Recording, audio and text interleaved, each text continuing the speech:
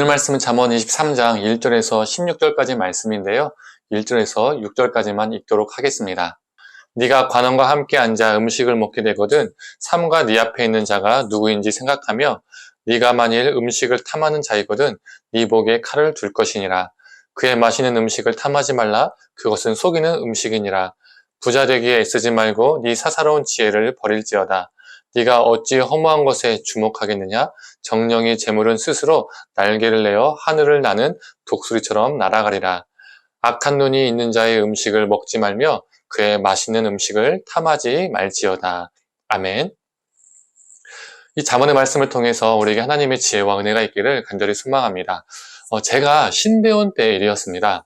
1학년 때 경건학기가 저희 학교에 있었습니다. 이 한 학기 동안 지정된 기숙사에서 생활하면서 경건 훈련을 받는 것이었습니다. 그 중에 이 경건학기 중에 일주일 동안 수도원에 들어가서 영성 훈련을 받는 과정이 있었습니다. 일주일 내내 침묵하고 또 침묵으로 기도하고 또 침묵으로 말씀을 읽고 또 묵상하는 훈련을 가졌습니다. 하루는 점심시간에 네모난 계란찜이 남았었는데 한 개씩 이렇게 덜어서 가져가서 먹어야 했습니다. 그런데 제 동기가 그 계란찜이 맛있어 보였는지 2개를 퍼갔었습니다. 그때 영성훈련을 감독하던 목사님께서 그 모습을 보시더니 이렇게 말씀하셨습니다. 식탐도 탐심입니다. 그러니 하나 내려놓으세요 라고 말씀하셨습니다.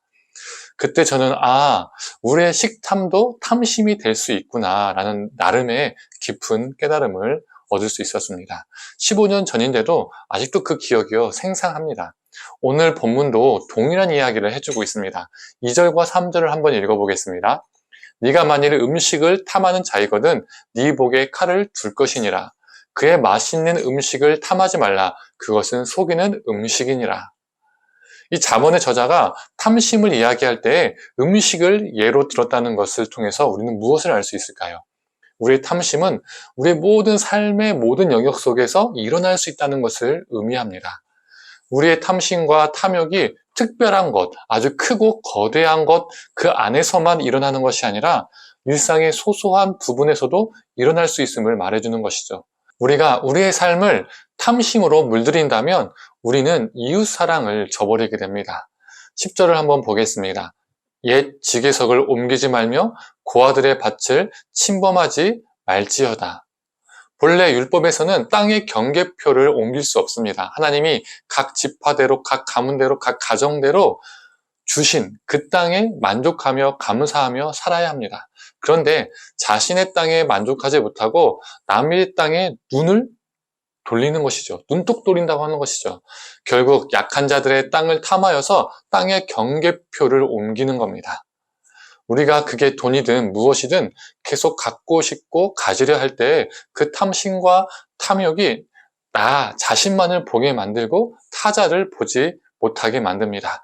결국 그것을 소유하기 위해서 이웃에게 고통을 주고 아픔을 주는 상황까지 오게 되는 것이죠. 탐심은 이웃의 눈물을 보지 못하게 합니다. 또한 탐심은 자녀들을 잘못된 길로 안내하기도 합니다. 자녀를 하나님의 사람으로 키우려 하고 그렇게 가르치기 위해서, 양육하기 위해서 발버둥 치는 것이 아니라 자녀를 공부하는 기계, 성공하는 존재로 만들기 위해서 부단히 노력하는 거죠.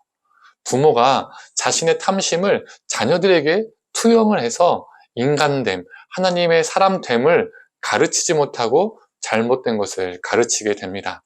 자녀들은 그 부모의 탐심을 보고 배우며 살게 됩니다.